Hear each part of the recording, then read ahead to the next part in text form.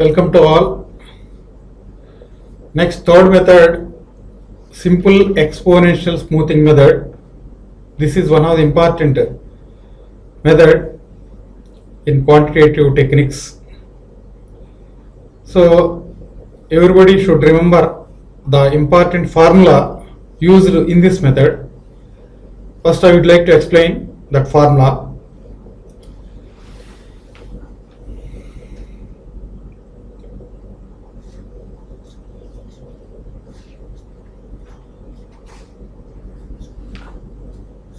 Ft plus 1. F stands for forecast. Forecast. T means time period. Ft plus 1 means forecast for the next period. Next period is equal to Ft means forecast for the current period. T means current period. T plus 1 means next period. T minus 1 means previous or old forecast. These are the various names. Plus forecast for the current period plus alpha into AT minus Ft. AT minus Ft. This is the important formula. Should be remembered while solving a problem on exponential smoothing method, where Ft plus 1 means forecast for the next period.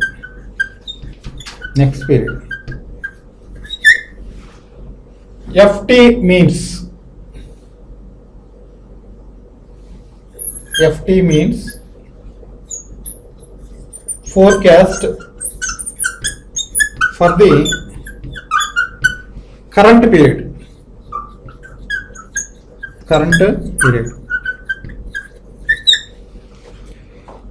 Next, alpha. Alpha is equal to smoothing constant. Exponential smoothing constant. This value varies between 0 and 1. Minimum range is 0, maximum range is 1. Known as exponential smoothing constant.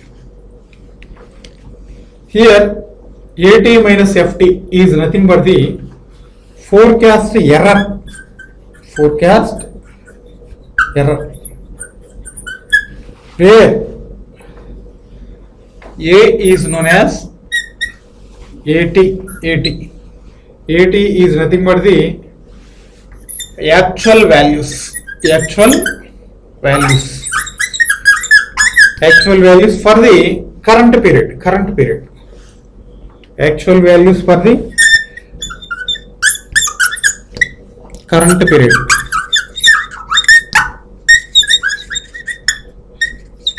Let us assume T, current period. So values mean, why I am calling it as values? It may be, value may be sales or value may be demand. Depending upon the given data, we can say actual sales or actual demand. So AT is nothing but the actual demand. Different textbooks gives you different terminology. In place of A, sometimes some books may give DT instead of AT. Therefore, some textbooks they may give DT or AT is same. That means actual values. It may be demand or it may be sales. Okay. This is the error in the forecast. So next, one more important point. That's why I am putting it as important point. Important note. In the examinations sometimes they may not give alpha value. Therefore we have to assume alpha value as 2 by n plus 1. This is the formula. Everybody should remember. If alpha value is given means directly you can consider that value. Otherwise, if not given means you have to assume this formula 2 by n plus 1. What is meant by n? Where n is the number of time periods considered. Number of time periods considered. For example, in the given problem, for 10 years data is given, means n is equal to 10. Sometimes 5 years data is given, therefore n is equal to 5, like that.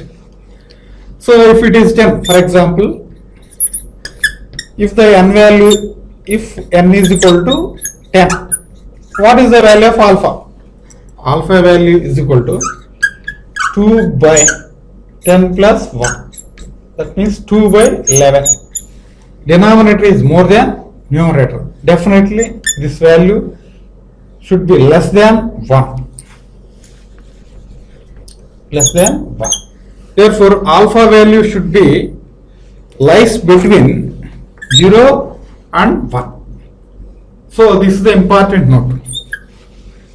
Alpha value is equal to 2 by n plus 1. This formula is valid if the alpha value is not given.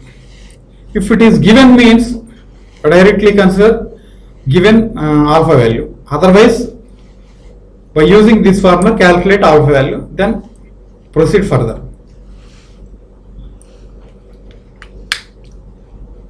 Finally, I can conclude ft plus 1 means forecast for the next period is equal to forecast for the current period plus alpha smoothing constant. This is a forecast error, difference between actual value and the forecast value. So this is the error. So we have to remember this formula always. In some test book, and also already sent a material to you, in that material you can observe formula like this.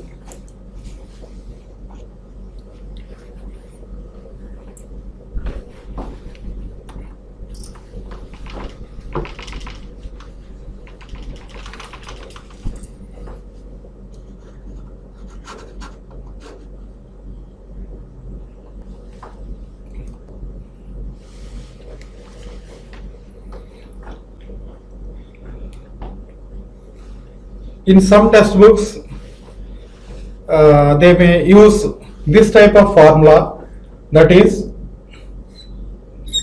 f suffix t means forecast for the current period is equal to ft minus 1. ft minus 1 means previous forecast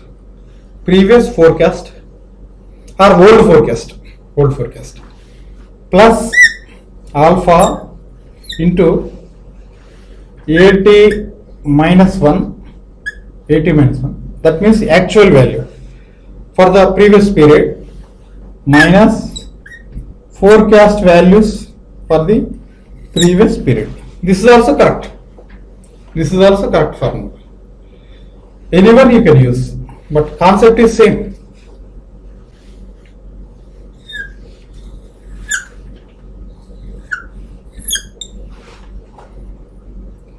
For example, I can take one example. We are going to forecast for the future period. Here future period may be December. Assume. So December means forecast for the December means forecast for the previous period. That means November. Forecast for the November plus alpha into actual value of the previous means November, it may be demand or sales minus forecast value of November. So this is the example. You can assume, you can guess similarly for any type of period like this. Okay.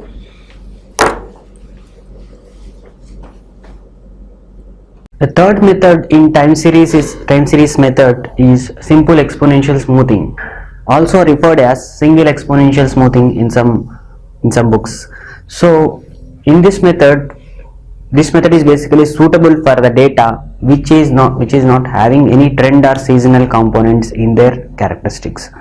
So the difference between the moving average and weighted moving average and this simple exponential smoothing method is that this method considers the error in the forecast that it calculated previously. So basically it's taking an input from the mistake that happened in the last forecast basically. So basically you can say it's learning from the previous mistake. So the expression for simple exponential smoothing is like this: the forecast for next period t plus 1 is the current forecast plus the error. The error is calculated as dt minus ft, the demand in current period t minus the forecast in current period t, which gives us the error, multiplied 1 by a smoothing constant. So this is alpha. This is called as exponential smoothing constant or coefficient.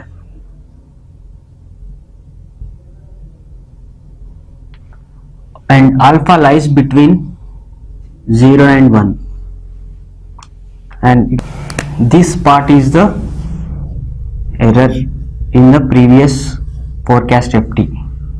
Okay, so forecasting for the next period is the forecast for current period plus the error in the current forecast multiplied by a smoothing constant called alpha. Okay, so this smoothing constant, the value of this constant will define that whether the next forecast, whether it is considering or giving weightage more to the current forecast or more to the current demand. So if alpha equal to 1, this implies ft plus 1 equal to, this is 1, right? ft plus dt minus ft, so which is giving x dt. That means when alpha is close to 1 or 1, the next forecast is giving more weightage to the current demand, whereas in case of alpha equal to 0, ft plus 1 equal to ft. So in case of alpha equal to 0, it's giving more weightage to the current forecast and ignoring the last demand. Okay, and if alpha equal to 0.5 in between, so then ft plus 1 will be equal to 0.5 into ft plus 0.5 into dt. So basically it is giving equal weightage to current forecast as well as current demand. So this is how exponential smoothing method calculates the next period forecast. So let us take an example to see how it calculates. So we have a question using this method in GATE 2015.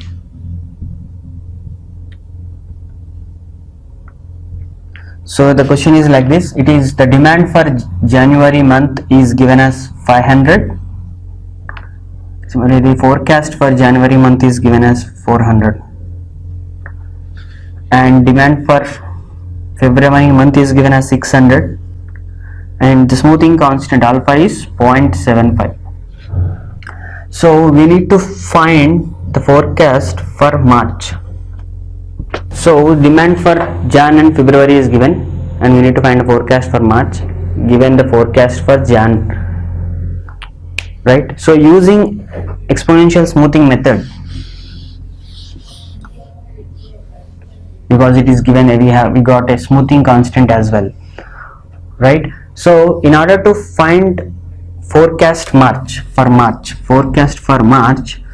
we need forecast for Feb as per this expression, and then leave Feb minus forecast Feb into alpha. Okay, but forecast for February is not given as per the data. So first we need to find forecast February. So forecast for February will be forecast for Jan plus demand of Jan minus forecast of Jan into smoothing constant. And in this expression we have January forecast as well as demand for January.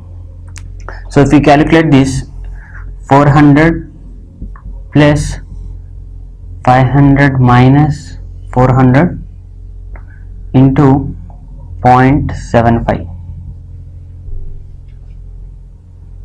Okay, so this comes to 400 plus the difference is 100 into 0.75, that will be 75 and 475. So forecast for February is calculated using the demand of January and forecast of January, and it comes to 475. Now using this we can calculate the forecast for March, that is 475 plus we got a demand for February, that is 600 minus forecast for February is 475 into 0.75. This is 475 plus this is 125 into 0.75, and this comes to 568.75. So this question you can see it's not straightforward that it is asking for forecast for March, right, without giving the forecast for February. So it's inherently asking two questions. Is asking two questions. Question one is to find the forecast for February first to arrive at forecast for March. Okay, so you need to understand the question how the data is given before attempting this method. Okay, now we will see another way of looking at this simple exponential smoothing.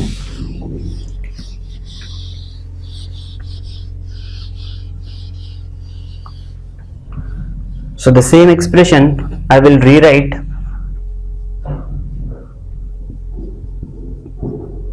So dt is dt into alpha minus ft into alpha. This comes to alpha into dt plus 1 minus alpha into ft. So this is the same expression, just I multiplied this alpha into dt minus alpha into ft and rewritten these terms. So I took a common of ft. So if you see, to find the forecast for ft plus 1, that is the next period, recent demand, the current demand is getting a weightage of alpha, whereas current forecast is getting a weightage of 1 minus alpha. Okay, so and we know that what ft means, you know, right? Ft is, again, if you write the same expression with time period t, then it will consider alpha into dt minus 1. Forecast time period t, we will consider t minus 1 demand plus 1 minus alpha into ft minus 1.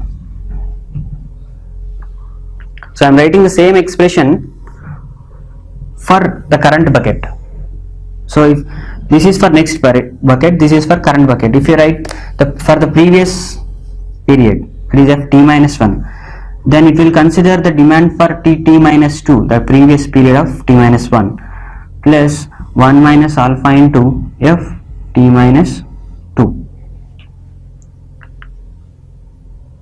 Okay, so if you observe these equations, so suppose say I substitute this ft here and this ft minus 1 here.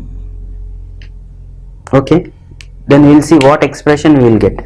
So this will be ft plus 1 equal to, we have alpha into dt plus 1 minus alpha into the ft, this expression, alpha into dt minus 1 plus 1 minus alpha into ft minus 1.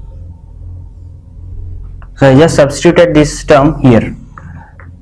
Now rewriting this, alpha into dt plus alpha into 1 minus alpha into dt minus 1, multiplying these two terms and then multiplying these two, 1 minus alpha whole square ft minus 1.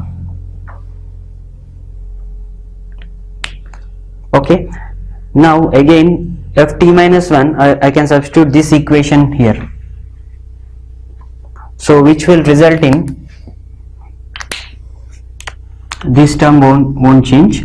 So this is alpha dt plus alpha into 1 minus alpha dt minus 1 plus this term will write down here, that will be alpha into 1 minus alpha whole square dt minus 2 plus 1 minus alpha whole cube into ft minus 2.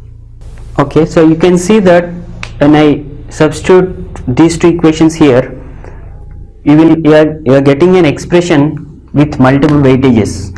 So recent demand is getting a weightage of alpha, and one period old demand is getting a weightage of alpha into 1 minus alpha, and 2 periods old demand data is getting a weightage of alpha into 1 minus alpha whole square, and the last period forecast is getting the lower weightage 1 minus alpha whole cube. Okay, so if we expand this for n observations or n demand points, so we will be getting the expression like this. I will write down here or here only.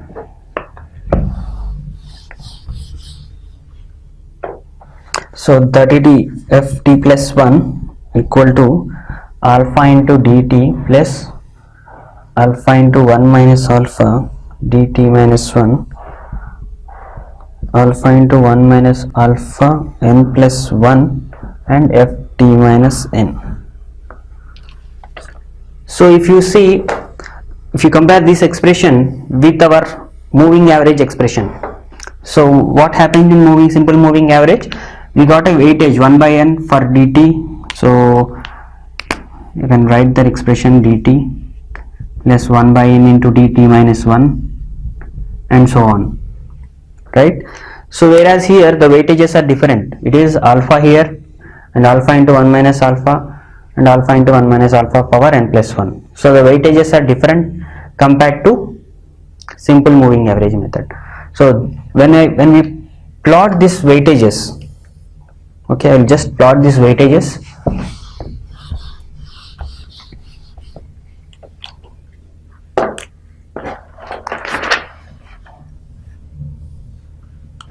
So this will be t minus n and then t minus n plus 1 and t. So as I am considering from last n periods to the current period, and the weightage here, so this we can say weights. So this is alpha, this weightage, and this is alpha into 1 minus alpha and so on. This is alpha into 1 minus alpha whole power n. So the weightages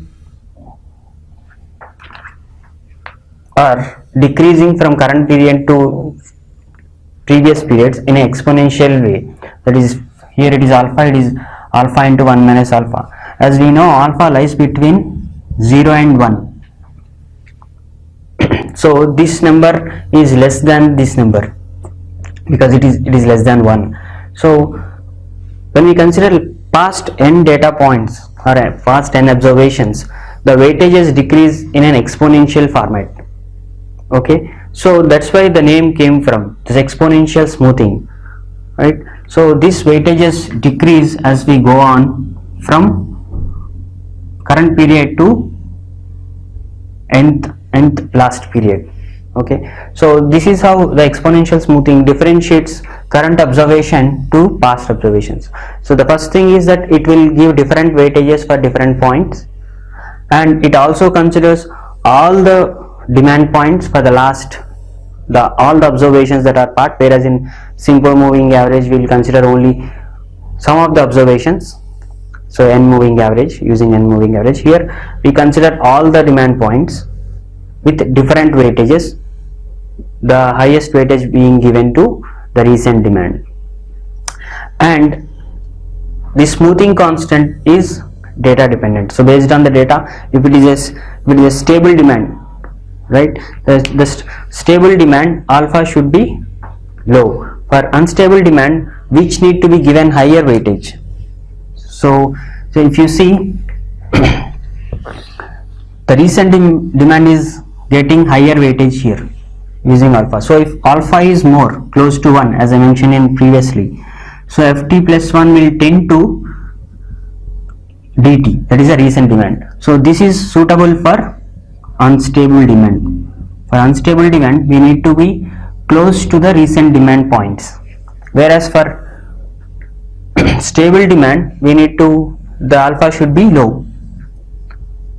So that we consider all the observations, not just one observation, we will consider all observations. Okay, so exponential smoothing method is a very important method from GATE point of view. So it's giving consistently getting 1 or 2 marks question, and if it is a theory question, it will be little tricky to find out the answer, whereas the problems will be straightforward by substituting the relevant equations that we discussed. So please understand the theory behind this, so and remember the expression that is required for this. So basically it considers the error in the previous forecast, it gives different weightages for different data observations, and it considers all the data observations, all the past data observations in arriving at the forecast. This is the same data that we had last time, 20 data points which are varying randomly around 135. I made the y-axis start at 120 so that we get a better visualization of the graph.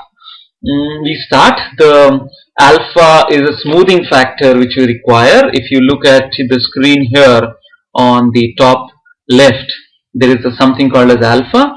The alpha can vary between 0 and 1, the minimum is 0, the maximum is 1. We need this alpha to help us forecast using the exponential smoothing method. The formula is this one here. The forecast of the second period is equal to forecast of the first period plus alpha multiplied by the actual of the first period minus the forecast of the first period. This is the error term. So I'll repeat. The forecast of the second period is equal to the forecast of the first period plus alpha multiplied by the previous error. So the forecast of May would be forecast of April plus alpha multiplied by the actual minus forecast of April, which is the error in April. Like we said, alpha can vary between 0 and 1. We'll try to use various values of alpha and understand the behavior. Let's start with value of alpha as 0.3.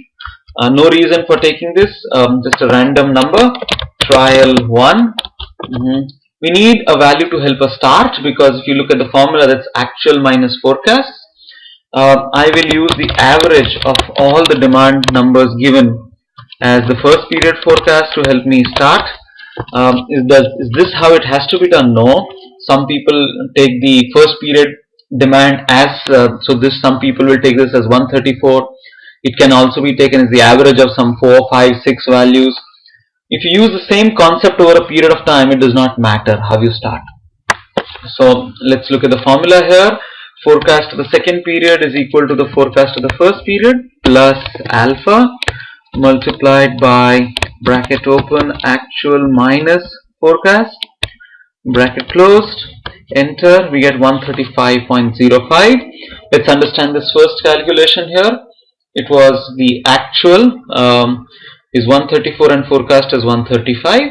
So what happens is the forecast of the second period is equal to forecast of the first period, which is 135.5 plus alpha which is 0.3, multiplied by the error, which comes out to be negative 1.5. Multiply this by 0.3 and we get negative 0.45. When we subtract 0.45 from 135.5, we get 135.05, what we have here. We fix up the cell for the smoothing, the row C$2, so that the smoothing factor is fixed, and after that I can double click here to get all the forecast values for the 20 periods. If I click on the graph and extend this, wait for the arrow to come and extend, what we see is that the forecast is relatively smooth as compared to the actual demand, which has higher variation. So there's a smoothing taking place. Let's look at alpha as 0.8 to understand. This is the trial 2 to understand how this works. In this case, it would we start with the average of the entire period as our starting point, and then say same number we say equal to previous forecast plus alpha multiplied by bracket open actual minus forecast, which is the error, and say enter, and we fix up the smoothing factor and then double click so that we get the values. Now let me include this forecast with alpha as 0.8. The green line, what you see in the green line is that it's more sensitive, it's varying. The variation is more than the blue line. So as alpha has increased, the ability to smoothen out the demand goes down. Let's understand this with two extreme values. Trial 3, we will do it with alpha as 0, which is the lowest value possible, equal to average of the existing demand values. We'll follow the same pattern that we have done, and then this period is equal to previous forecast plus alpha multiplied by bracket open actual minus forecast, which is again the error. We fix up the smoothing factor like we've always done and double click it. Now what you get here is that every period is exactly same. Okay, so it's completely insensitive. The first period forecast is the second period forecast is the third period forecast, irrespective of the actual demand. Now let's go to trial 4, where we take alpha as the other extreme, that is 1. We start with the average of all the demand. This is how we have always done it. So this is the first period. This equals the previous forecast plus alpha multiplied by bracket open actual minus forecast, bracket closed, enter. Let me fix up the smoothing factor dollar and double click this. Alright, now look at this extreme. This was the first period actual demand was 134. The second period forecast is 134. The second period actual is 143. Third period forecast is 143. The third period actual demand was 144. The fourth period demand is also 144. Now this is what we call as naive forecasting, which is a highly sensitive forecast where the previous period's actual becomes the next period's forecast. So what we have here, when alpha was 0, it was a very insensitive method. The forecast did not change at all, like you can see on the trial 3. And when alpha it's 1, it's a highly sensitive forecasting method, like naive forecasting, where the previous period's actual becomes the current period's forecast. We use this and some other considerations in helping us decide the value of alpha that we will use to forecast. I hope you enjoyed this video. Please do like this video on YouTube. Thank you. Let us look at another example of forecasting. In this example, we'll focus on exponential smoothing with the measurement of error. The monthly demand for units manufactured by the Maxus Manufacturing Company is given to us.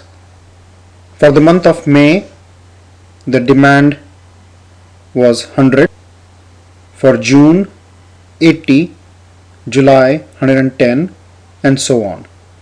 So this is nothing but the actual demand for these months. Now what we are being asked to do is use the exponential smoothing method to forecast the number of units for June till January. So we have the actuals, but we want to find out what would be the forecast based on exponential smoothing method. And we have to do that for months June, July, August, September, October, November, December and Jan. The initial forecast for May was 105 units. So the forecast for May has been given as 105 units and the value of alpha is 0.2. B.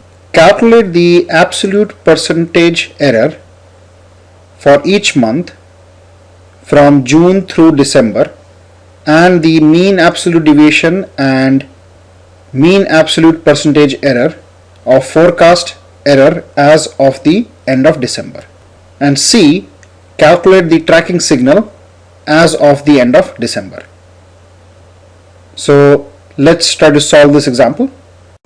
So this is the information that has been provided to us. I have listed months from May through January. We have been given the actual demand for May through December and we have been given the forecast for the month of May. We have also been given the value of alpha, which is equal to 0.2. Now let's note down the formula for calculating forecast using the exponential smoothing method. So as per the exponential smoothing method, forecast for period T is equal to the forecast for period T minus 1 plus alpha into bracket the actuals for period T minus 1 minus the forecast for period T minus 1.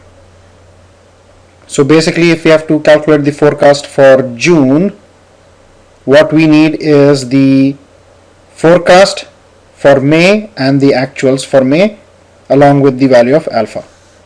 So let's start calculating. So forecast for June will be equal to the forecast for May, which is 105 plus 0.2 into bracket the actuals for May, which is 100 minus the forecast for May, which is 105. So let me pull my calculator here. So we'll first calculate the bracket, which is 100 minus 105. Then we'll multiply this with 0.2 and then add 105. So the forecast is 104.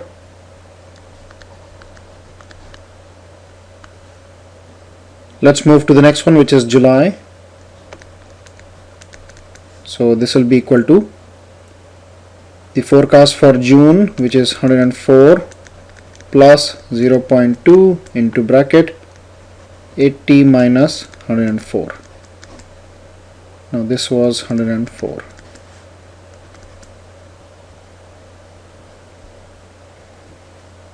So 80 minus 104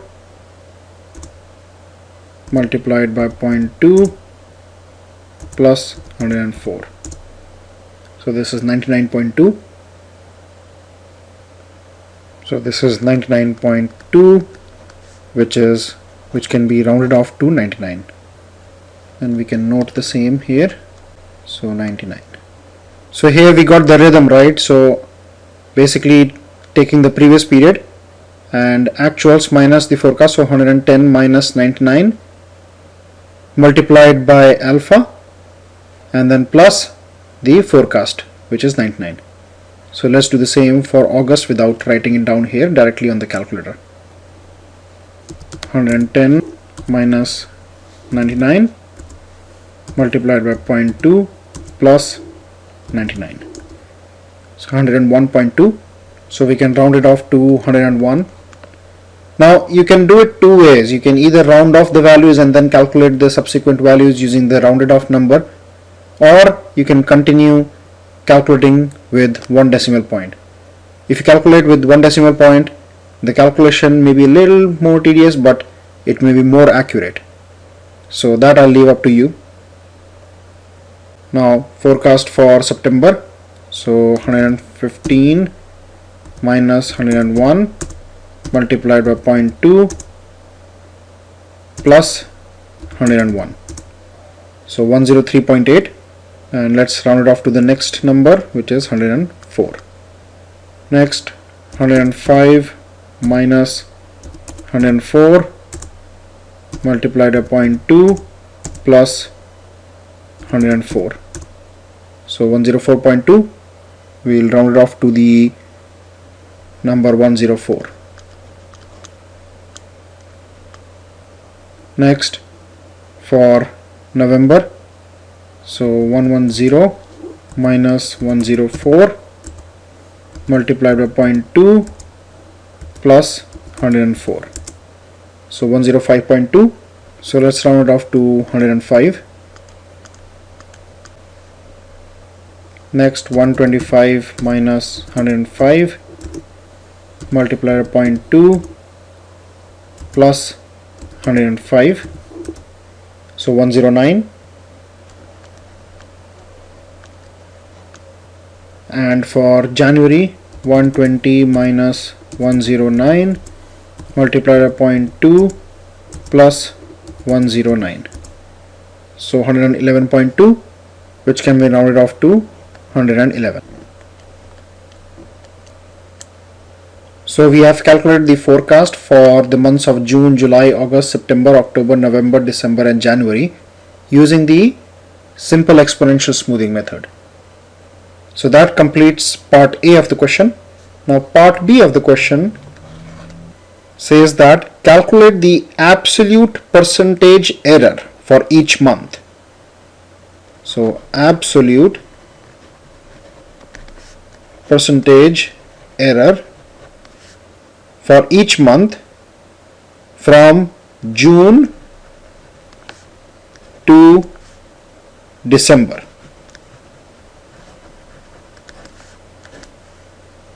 And then calculate the mean absolute deviation and mean absolute percentage error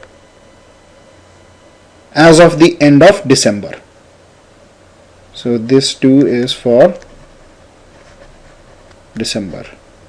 Now first we have to find out the absolute percentage error for June through December. Now again, this is absolute percentage error. This is not the mean absolute percentage error. So what is absolute percentage error? So the absolute percentage error will be, first we have to find out the error, and error is the actual minus the forecast for period T. We have to do the percentage, so this we have to find a percent as compared to the actual forecast, and percentage means multiply by 100, and we have to take the absolute value of this. Now the actuals cannot be negative and 100 is not negative, but this value actual minus forecast can be negative, so we'll take the absolute value of this. So first let's find out the error, which is AT minus FT. Right, so we have completed this part, AT minus FT. Then we have to take the absolute value. So absolute value of AT minus FT, which is the error, and then we will find out the absolute percent error, which will be AT minus FT, taking the absolute value of this, divided by AT multiplied by 100. Now we have to calculate these from June to December. So for June, AT minus FT is minus 24.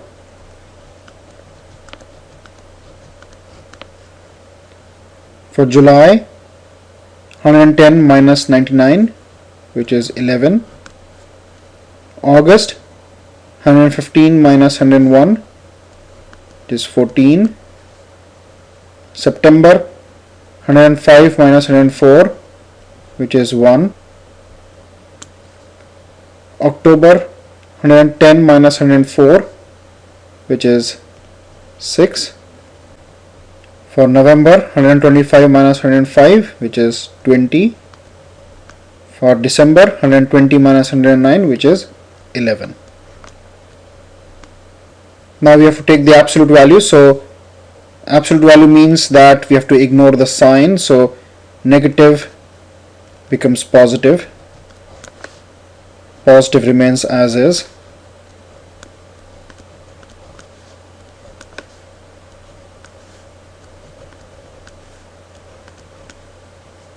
Next we have to find out the absolute percent error.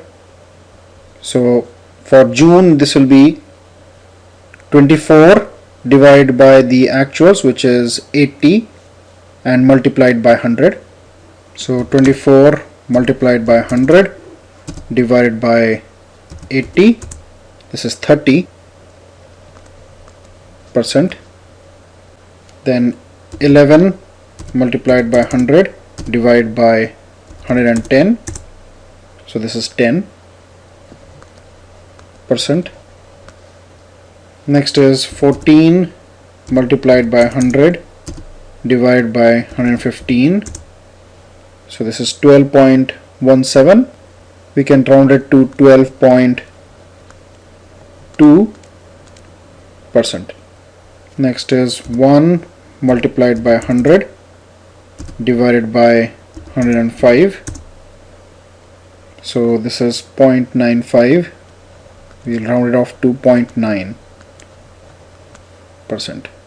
Next is 6 multiplied by 100 divided by 110, so 5.45, so 5.4%.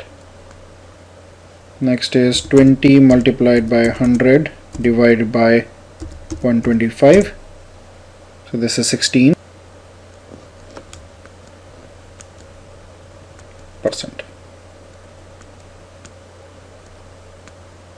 And for December, 11 divided by 120 multiplied by 100, so 11 multiplied by 100 divided by 120, so this is 9.16.